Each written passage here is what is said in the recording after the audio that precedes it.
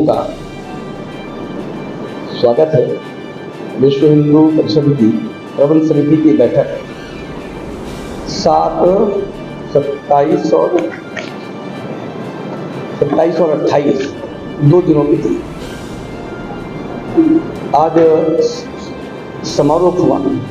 2 दिन में विश्व हिंदू परिषद की इस बैठक में जो निर्णय हुए, जो योजना बनी, ऐसे सारे विषयों को लेकर के हमारे केंद्रीय अध्यक्ष माननीय श्री आलोक कुमार जी आप सभी के सामने हैं। मैं उनसे निवेदन करता हूं कि इस प्रेस वार्ता में 2 दिन की जो योजना है वो आप सभी ने फैसला लिया।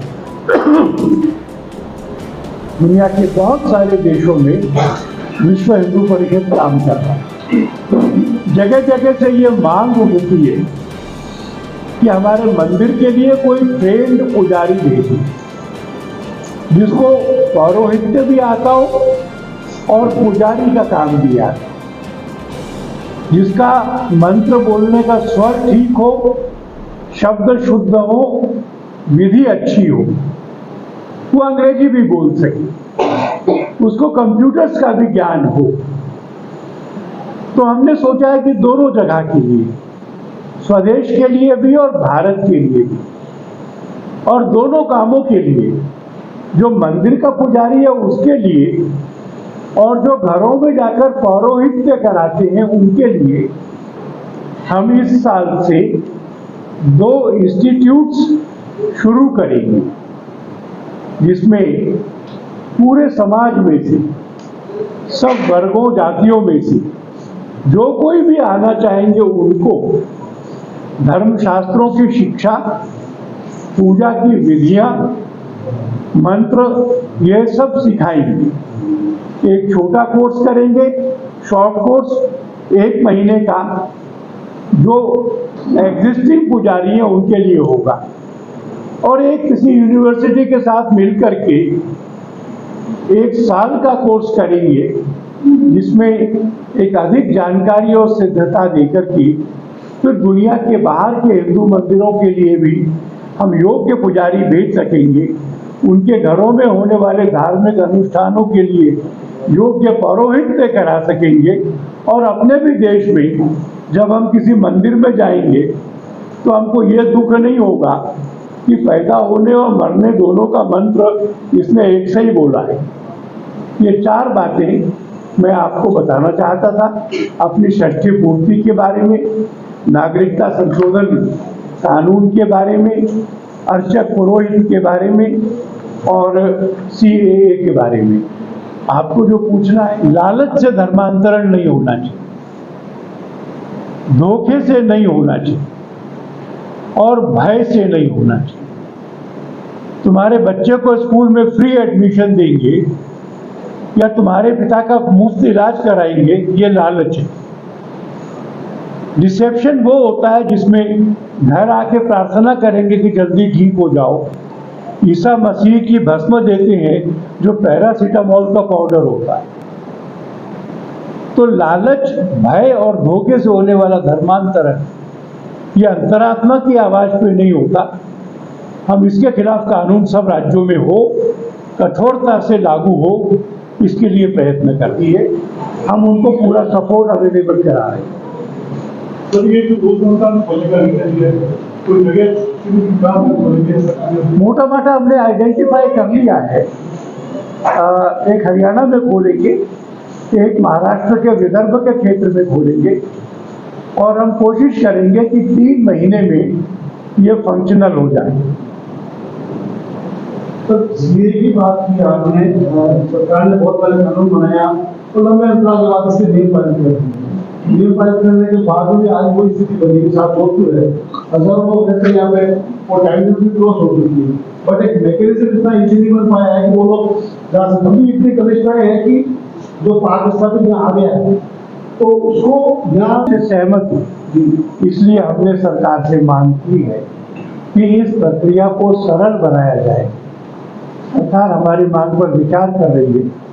हमको विश्वास है कि ये प्रक्रिया सरल होगी और ऐसे आने वाले सब लोगों को न्यूनतम डॉक्यूमेंट्स पर नागरिकता मिल सके। सर, ये जो आप प्रशिक्षण देंगे विश्वविद्यालय में जा रहे हैं, इसके लिए कुछ योग्यताएं होगी, कुछ ऑब्वियसली यहाँ सब आएंगे, साथ सब आ सकता है? नहीं, ऑब्वियसली होगी। जिसने इतनी पढ़ाई की हो, जिसका इस तरह की तैयारी हो, और क्योंकि शुरू में बैच भी छोटे रहेंगे, इसलिए एक अच्छे सिलेक्शन प्रोसेस के द्वारा उनको लेकर जाएंगे। विदेश जाने के लालच में कोई आ जाए ऐसा नहीं। ये निःशुल्क होगा या इसका शुल्क लेने की कोई योजना नहीं है। सर, भारत में इतने जगह अलग-अलग भाषाएं बोली जाती हैं, तो उन अलग-अलग भाषाओं में प्रशिक्षण अभी 2 खोल रहे हैं, एक हरियाणा में हिंदी भाषियों के लिए, दूसरा विदर्भ में विदेश जाने वालों के लिए। पर ये पूरे देश में 2 से चलेगा नहीं। सारे देश में जब खोलेंगे तो आपने जो भाषा के विषय में कहा उसका ध्यान रखना ही पड़ेगा। संस्कृत के मंत्र और संस्कृत की पूजा ये सब जगह एक सी रहेगी। उसमें भी शैव परंपरा है, वैष्णव परंपरा है। एक माइक में नहीं गिराया है, उसमें भी शैव परंपरा है, वैष्णव परंपरा है। उस सबका विचार करके सभी जातियां, सभी धर्म बिल्कुल निश्चित रूप से। आपको मालूम है कि जब एकल विद्यालय चल रहे थे और चल रहे हैं, तो उन्होंने देश भर में 3-4 जगह ऐसे इंस्टीट्यूट्स खोले हैं जो ट्राइब्स के बच्चों को, युवकों युवतियों को कथा कहना सिखाते हैं। परिषद की ऐसे इस जन्माष्टमी पे 60 साल पूरे हो गए। देश के बहुत सारे हिस्सों में ये षष्ठी पूर्ति एक बहुत इंपॉर्टेंट इवेंट होता है, और हम लोग भी जब पीछे मुड़कर देखते हैं तो हमको लगता है कि एक बहुत संतोषजनक, बहुत उपलब्धि वाली यात्रा हमारी हुई।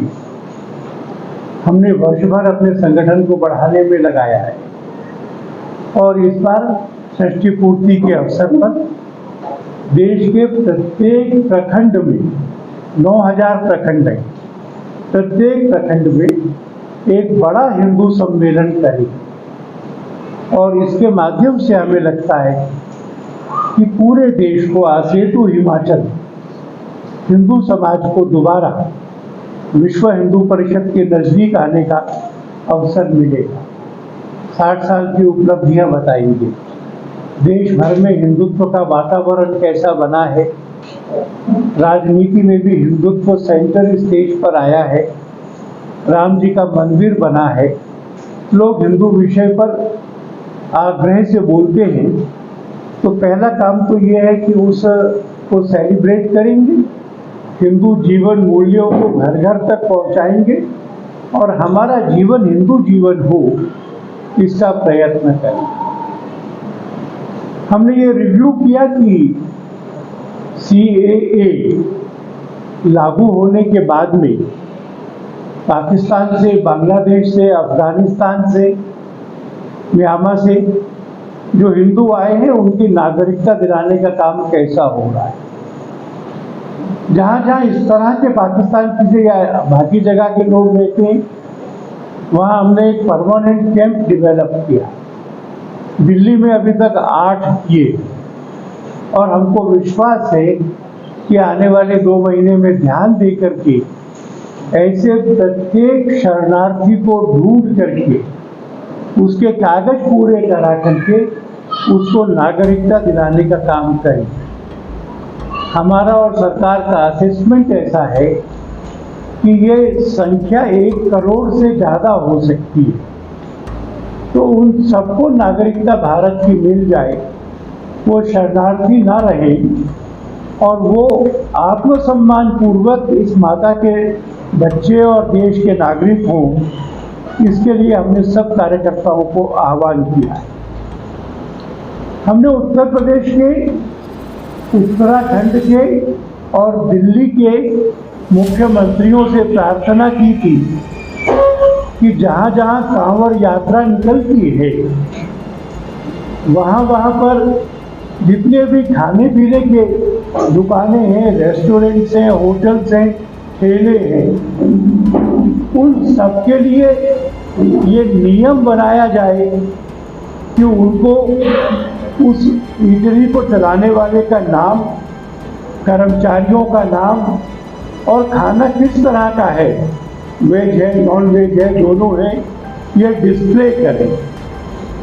हमारी मांग सरकारों ने मानी और हमको लगता है कि ये मांग हमारी उचित थी। आपको सबको मालूम है कि एक food safety and standard act है जो 2006 में मनमोहन सिंह जी की सरकार ने बनाया था। उसके रूल्स में 2011 में अमेंडमेंट्स हुए थे और 2011 के संशोधनों में ये प्रावधान किया गया था कि जो भी खाने पीने का सामान बेचते हैं उनको अपना नाम लिखना पड़ेगा। नाम लिखने की ये मजबूरी है, ये जिम्मेवारी आप सबको मालूम है कि जीएसटी एक्ट में भी है, ये टिन में भी है, जो शॉप एंड एस्टेब्लिशमेंट एक्ट के अंतर्गत आते हैं उनमें भी है। आगे की खबरों के लिए जुड़े रहिए हमारे साथ, देखते रहिए 24 टाइम न्यूज, खबर वही जो हो सही। Available on Google Play and App Store. Download it now.